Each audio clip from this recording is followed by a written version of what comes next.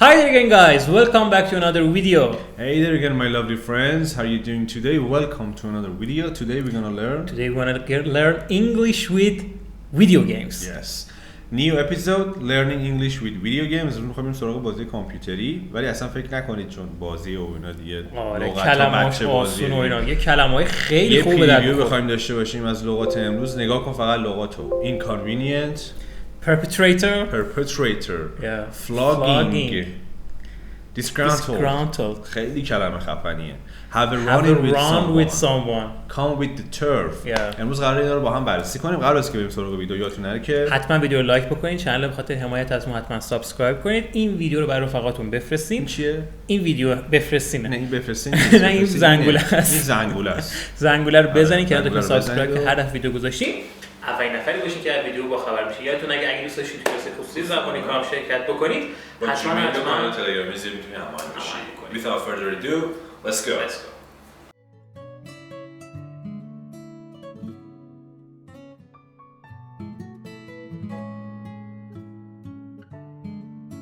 Okay, first thing first, let's watch the clip. اول ویدیو رو با هم ببینیم و بعد برگردیم با هم دیگه جمله با هم بررسی کنیم. Consul General, we have located your car. Can you tell us how it was stolen? It must have been stolen from the consular garage. Terribly inconvenient, of course. I want the perpetrator soundly flogged. Unfortunately, we don't do that here, Your Worship. You have a pretty good idea who stole the car, don't you, Consul General? Are you going to tell me, or do I shake it out of you? There's no call for violence. I suspect a disgruntled boy from the car dealership. You have a name for this kid? Gabriel, like the archangel. I have no surname. So tell us about this kid, Gabriel. You had a run-in with him? Mecánico, a presumptuous young man who did not know his place. He presumed to ask me questions. We do a lot of presuming here in the United States, Consul General. It comes with the turf. Okay, we just watched the clip. بچه‌ها ویدیو رو دیدیم. It's about a police officer. We're gonna play as a police officer. به عنوان یک پلیس آفیسر هستیم. And he's doing some interrogation. یه سری بازجویی داره انجام میده. Interrogation. فعلش میشه interrogate. To figure out what happened in the past. And in the middle of this speaking and conversation, we will learn some practical and useful words and adjectives that would be useful in our daily conversation. آره. بین مکالماتشون هم کلی لغت داریم که می‌خوایم با هم یاد بگیریم. Let's go. Consul General, we have located your Consul General, we have located your car. Consul General یک مقامه. آره. میشه سرکنسولگر. کسی که توی کنسولگری ها کار میکنه میگن Consul General. تو سفارت ها کار. آره توی سفارت ها کنسولگری مختلف. They work in an embassy. We have located your car. ماشین تو جاشو پیدا کردی. ماشین که دزدیده شده بود پیدا کردی. car. Can you tell us how it was stolen? Can you tell us how it was stolen? میتونی به ما بگی که چجوری دزدیده شده بود؟ ساختار مجهول. It was stolen by a thief دیگه by دزد. دقیقاً خواستم همین رو بگم که ساختار جمله ساختار مجهول پسیو was stolen. Can you tell us how it was stolen? میتونی بگی چجوری دزدیده شده؟ It must have been stolen from the consular garage. It must have been stolen from the consular garage. ساختار must have been. ما ساختارهای should have been هم داشتیم. should have رو داشتیم. تو باید یه کاری رو انجام بدی. You should have called me. تو باید با من تماس میگرفتی. You should have told me. به جای should دیگه چی داشتیم؟ could هم داشتیم. آره به چه معنی میشد؟ You could have called me. بهتره که میتونستی با من تماس بگیری. بهتر بود. میتونستی که با من تماس بگیری. یا حالت should حالت نصیحتی داشت. You should have called me. You could have called me حالت همدردی داره. میتونستی با من تماس بگیری. You must have called me. یه دونم داریم I had better to call you. اگه این کارو نمی‌کردم برام ضرر و زیان به وجود میومد. Better call you. اینجا داریم it must have been stolen. یعنی به بهتر احتمال زیاد دزدیده شده توسط گاراژ کنسولگری. از گاراژ کنسولگری. Must have been stolen from the consular garage. Terribly inconvenient. Terribly inconvenient, of course. بریم اول با هم دیگه inconvenient رو ببینیم بعد برگردیم. Inconvenient as an adjective. It's an adjective. It's opposite of convenience. مثبتش میشه convenient. تضادش یعنی منفی و بار منفیش میشه inconvenient. دقیقاً. causing problems or difficulties. دقیقاً causing problems or difficulties که یه مثال ازش با هم دیگه ببینیم. میگه an inconvenient time or place، یعنی یک مکان یا یک زمان غیر ناخوشایند که خوشایند نیست برات، زمان سختیه، زمان خوبی نیست، که باب دلت نباشه، خوشایند نباشه، آزاردهنده باشه. It will be very inconvenient for me to have no car. برای من خیلی ناخوشاینده که بخوام هیچ ماشینی نداشته باشم. سخته، به هر حال ماشین نداشتن تو شهر میتونه سخت باشه. میتونیم از صفت inconvenient استفاده بکنیم توی این مواقع که برای یک موضوعی ناخوشاینده. So terribly inconvenient of course. یعنی به صورت وحشتناک بود. بدی ناخوشایند. قطعاً این موضوع خیلی ناخوشاینده که ماشین از کنسولگری دزدیدن. Of course.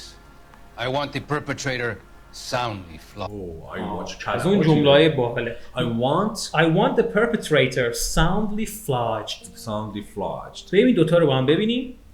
Perpetrator as a noun میشه حد زد. معمولا آخر کلمات انگلیسی که OR میگیرن مثل writer, okay, player، یک شخصه که یک کاری داره انجام میده. درسته؟ And what does it mean? Someone who has committed a crime or a violent or harmful act. کسی که دست به یک کار خشونت‌آمیز یا مجرمانه زده که میتونه برای دیگران ضرر زننده باشه. مجرم دیگه، کسی که جرم انجام داده رو بهش میگن. ما شاید تو فارسی مثلا بگیم مجرم، خب اونم مثلا خود این آخه فعل هم داره، perpetrate یعنی جرمی مرتکب شدن که ما از جفتش مثال داریم. مثال اول الان در قالب یک اسم، در قالب اسم، مثال دوم در قالب فعلش. مثال اولش رو نگاه کن، میگه the perpetrators of the massacre must be brought to justice as war criminals. میگه که مجرمین قتل عام باید حتما به سزای اعمالشون برسن با عنوان کسانی که در جنگ یک خشونتی انجام یا جرمی رو انجام دادن. مجرمان جنگ. آره، به عنوان مجرمان جنگ باید به سزای اعمالشون برسن. must be brought to justice خیلی اصطلاح و استفاده باحال جذابیه. must be brought to justice یعنی باید به سزای اعمالشون برسن. massacre میشه قتل عام. Another example, the men were planning to perpetrate a robbery. ببین اینجا فعلشه. میگه که مردها داشتن برنامه‌ریزی می‌کردن که یک دزدی رو برنامه‌ریزی کنن، یعنی اجرا کنن، این جرم رو انجام بدن. perpetrate. این در واقع میشه commit a crime. commit a crime رو بکنی یک کلمه میشه perpetrate. آره میتونی بگی مرتکب. آره مرتکب. کسی که مرتکب یک اتفاق منفی میشه، حالا جرمی یا هر چیز دیگه. flogging as a noun. What is the meaning? flogging. Okay, a punishment in which someone is beaten severely with a whip or a stick. یه پانیشمنت یا یک تنبیهی که یک شخص رو به صورت خیلی شدیدی بگیری با یه شلاق یا تیکه چوب کتک بزنی، بگیری بزنی. زرد و خورد داشته باشه. آره زرد و خورد سنگینی که خیلی هم سخت باشه. دو تا مثال داریم ازش. اولیش میگه soldiers used to be flogged for disobedience. معنیش چیه؟ میگه سربازها قبلا تنبیه می‌شدن، بسیار سختم تنبیه می‌شدن به خاطر اینکه از دستورات پیروی نمی‌کردن. اگه بخوام یه دونه معنی فارسی براش بگیم میشه تنبیه بدنی. دقیقاً. آره سربازها قبلا تنبیه بدنی می‌شدن به خاطر نافرمانی. Another example, he tried to flog his old car but no one would buy it. اینجا شاید بگی ماشینشو کتک می‌زد. اگه فلاگ رو برای غیر اشخاص استفاده کنی، مثل ماشین، شخص، هر دارایی که داری، یعنی to sell something quickly and often cheap. یعنی که یه چیزی رو خیلی سریع بفروشی یا ارزون بفروشی. میگم من میخوام سریع ماشین رو آبش کنم، آره پول لازمی. میخوام ماشین رو زودتر آبش کنم. I want to flog this car. میخوام زودتر ماشین رو آب کنم. کلا معنیش با اون بالای دیگه فرق میکنه.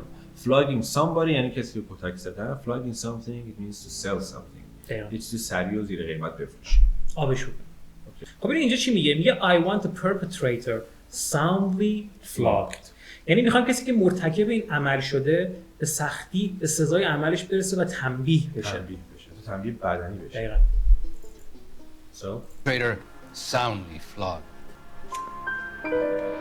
You have a pretty good idea who stole the car. You have a pretty good idea who stole the car. Have a pretty good idea که خوب میدونی کی ماشین رو دزدید. نه اینکه ایده خوبی داشته باشین، یا ازش خیلی خوب میدونی کی ماشین رو دزدید. You have a pretty good idea who stole the car, don't you, Consul General? باش جدی‌تر صحبت کن. Don't you, Consul General? Are you going to tell me or do I shake it out of you? Are you going to tell me or do I shake it out of you? میخوای خودت بهم بگی یا از زیر زبونت بکشمش بیرون. I shake it out of you یعنی از زیر زبونت بکشمش بیرون. out of someone یعنی که یه چیزی از درون کسی بکشی بیرون، حالا یا به زور یا به تهدید. threatening somebody or punishing somebody. Treat somebody. Yes. There's no call for violence. I suspect a disgruntled boy from the guard. یه لغت خیلی خوشگل هم داره. میگه there is no call for violence. این به چه معنی تو فارسی؟ نیازی به خشونت نیست. خیلی ترکیب خوشگلیه. There is no need for violence هم میتونی بگی حتی. There is no need for violence or there is no call. call اینجا منظورش خطاب کردن و صدا زدنه. There is no call for violence. I suspect a disgruntled boy from the car dealership. تلفظی که اینجا میگیم که disgruntled ولی ما زدیم امریکا تیشو نمیخونن. disgruntled جفتش میتونی بگی disgruntled خیلی disgruntled قشنگ‌تره. میگه من به یک پسر disgruntled شک دارم توی اون کار دیلرشیپ که انجام میشه، خرید فروش ماشین که انجام میشه. اصلا یه صفته. بریم معنیشو ببینیم. So disgruntled or disgruntled it could be an adjective and also a verb. هم میتونه اسم باشه، هم میتونه صفت باشه، هم میتونه فعل باشه. It means unhappy, annoyed or disappointed about something. میشه کسی که یه چیزی ناخوشنود و ناراحته یا باعث آزار و اذیت شده یا ازش ناامید شده در مورد یک چیزی. خودمونیش میشه قر میزنه. آفرین. قرقرویه. ناخوشایند همش ناراضیه راجع به. همش ناله میکنه راجع به مسائل. قر میزنه، ناراضیه همش. یک صفته. مثال اولیشو بگو. An example, a disgruntled former employee is being blamed for the explosion. میگه که یکی از کارکنان قدیمی کار داره هی سرزنش میشه. اینجا ساختار مشغول ببین is being blamed یعنی داره سرزنش میشه by others شوری رنگ بوده. is being blamed for the explosion برای انفجار. خب میگه یکی از کارکنان قدیمی یا ترجمه کنم قرقرو به کسی که شکایت میکرد ناراضی بود. ناخوشنود. یکی از کارکنان قبلی ناخوشنود شرکت داره سرزنش میشه به خاطر اون اتفاق انفجاری که افتاده. مردن تو سرزنش. مثال دومش میگه he stayed with the club through thick and thin and nothing disgruntled him. معنیش چیه؟ میگه با تمام بالا و پایینایی که توی این موضوع بود through thick and thin میشه با تمام بالا و پایینای یک اتفاق. through thick and thin یعنی که طی تمام سختی‌ها و فرازنشی‌ها با گروه موند. با تمام سختی‌ها آسونی‌ها با گروه با کلابشون موند و هیچ چیزی نتونست او رو دل سرد کنه. دلشو بزنه. آره، رو بیاره به اینکه آدم ناخوشنودی بشه یا قرقر بکنه راجع به این موضوع. هیچ چیزی نتونست این کارو بکنه. So, after all, it means میگه که هیچ نیازی به خشونت نیست. من به یک پسر ناخشنود قرقرویی که توی اون بازار خرید فروش ماشین کار میکنه شک دارم. I suspect. کار دیلرشیپ میشه همونجوری که تو ایران هم زیاده. مثلا این منطقه میری پر ماشین، پر دلاله، داره ماشین میفروشن و اینا، میشه همون جایی که خرید فروش ماشین میکنه. Dealership. You have a name for this kid? آها، این خیلی اصطلاح والیه. میگی you have a name for this kid. اسمشو میدونی؟ اسمشو میدونی؟ به جایی که بگی do you know his name بگی you have a name for this kid. منظورش این نیست که براش اسم بذاری. منظورش که اسمشو میدونی چیه؟ آره، لحنش لحن تهدیدآمیزه. یعنی همچنان لحن تهدید رو داره حفظ میکنه. پلیسا تو دادگاه اینجوری صحبت میکنن دیگه. You have a name for this kid? You have a name for this kid? Gabriel, like the archangel. Gabriella. Like the archangel. Archangelia. Archangel. I have no surname. ستاره. I have no surname. فرشته بزرگ. آره، یه فرشته بزرگ میشه. I have no surname. I have kid. Gabriel, like the archangel. Gabriel. اسمش گابریله. I have no surname. surname میشه همون لحظه. یه اسم مستعارم میشه گفت. اسمی که خانواده شما رو صدا میکنن. آره، مثلا تو اسمت امیره میگی من نوید صدا کنم. نوید. چرا واقعا نوید صدا کنم؟ I have no surname. So tell us about this kid, Gabriel. So tell us about this kid, Gabriel. میگوش اینه که راجع به این بچه ما صحبت کنید که اطلاعات بده بهمون. اینجوری میگه خب حالا راجع به این گابریله بگو. راجع به این گابریله بگو ببین کیه. Kid Gabriel. You had a you had a run-in with him. اینو بریم ببینیم که خیلی باحاله. So, have a run-in with someone. What is the meaning of it? If you have a run-in with someone, you have a serious argument with them or you get into trouble with them. وقتی که با یک نفر رانینگ داری یعنی که یه جدالی داری، بحثی پیش اومده، قبلا یه چیزی بینتون پیش اومده، مثلا با شما قبلا با هم یه خورد شیشه‌ای داشتی، you had a running with each other, have a running with someone or have a running with each other. Okay? Yeah, it means to be in a conflict with someone. با کسی مشکلی داری، قبلا با هم جدالی داشتی. آره معنیش مثالش ببین، میگه I had a run in with the boss, the law, the police yesterday. میگه من دیروز حالا با رئیسم یا با پلیس یا با قانون مشکلی داشتم، به یه مشکلی برخوردم، به یه جدالی برخوردم. به معنای جرم کردن نمیشه.